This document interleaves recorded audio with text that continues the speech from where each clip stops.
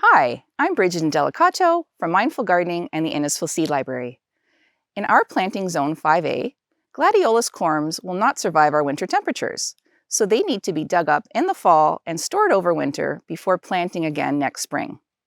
With a few simple steps, you can enjoy the showy cottage favorite season after season.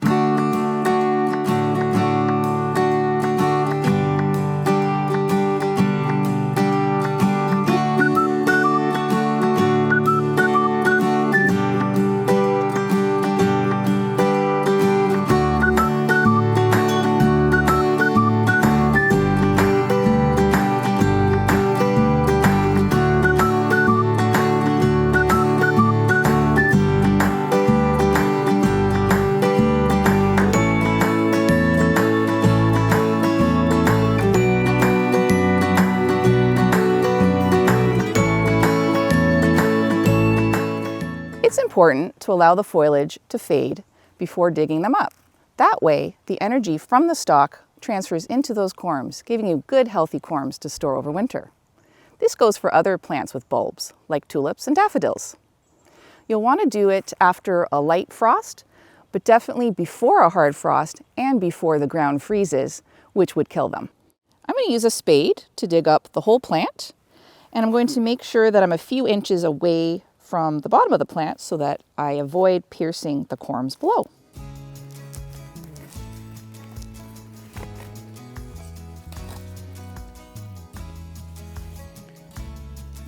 Dig, and I'm going to gently pull using the foliage.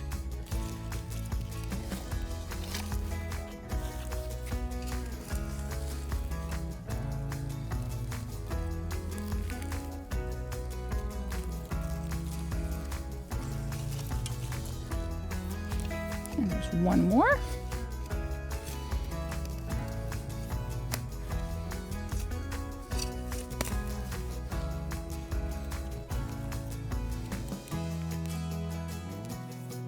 So now I'll want to dust off some of this soil, just gently. And you're wanting to look for any damaged corms. So anything that's been pierced or is maybe a little rotten, you'll want to remove that at this point.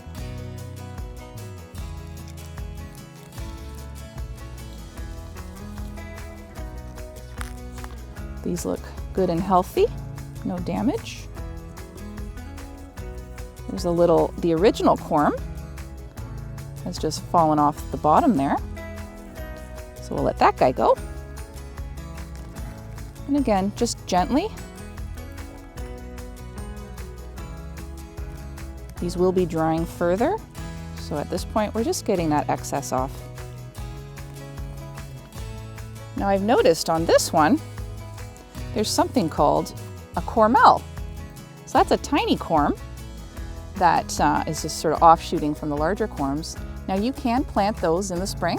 It'll just take a few years before you'll get blooms. And now we're going to be cutting back that foliage before its next step. So you're going to take a nice sharp pair of hand pruners. And we're going to cut about 2 inches up the stalk from the corm.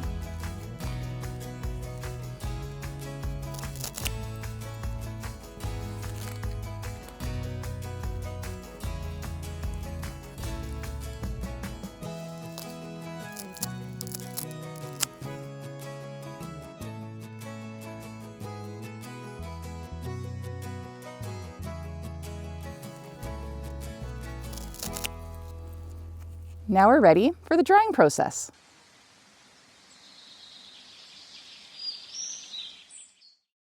It's been a couple of days since I dug up these Gladiolus corms from my garden, including some others from other parts of the garden.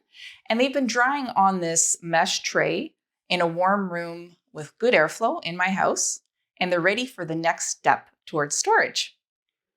Now I'm ready to remove some of the excess soil from around the corms. I want to be gentle with it, and you want to be sure not to remove the husks from around the corms. This is similar to when you're cleaning garlic when you're preparing it for drying and storage. That's protecting around these corms. You just want to get some of that loose stuff off at this point. And they're going back on the screen. And these little cormels, as I mentioned when I was digging up, some of them may fall off. So just put those on the screen as well. At this point as well, you might notice some damaged pieces that you didn't see when you were digging them up, and you can remove them at this time. But these all look pretty good.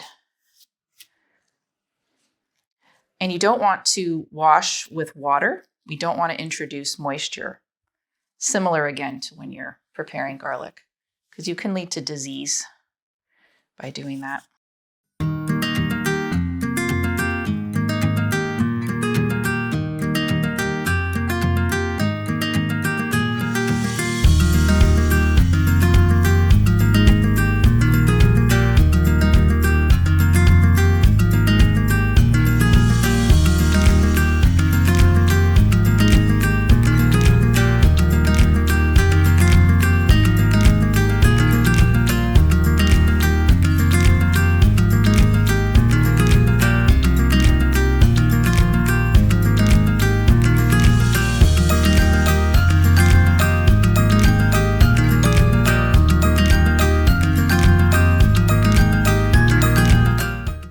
Now my corms are nice and clean and they're back on their mesh tray, and they will be drying for another 2 weeks, again in a nice warm room with good airflow.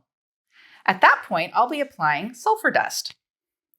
Sulfur dust is a fungicide that you can purchase at a hardware store, and essentially what that does is it protects your bulbs from disease while they're in storage over winter, and then they'll be ready to plant in the spring, nice and healthy. So what you'll need is sulfur dust, as well as a paper or cloth bag or a mesh bag. You can use lunch bags, which are available at the dollar store, or onion bags, of course, with your produce, and any cloth bag will work as well.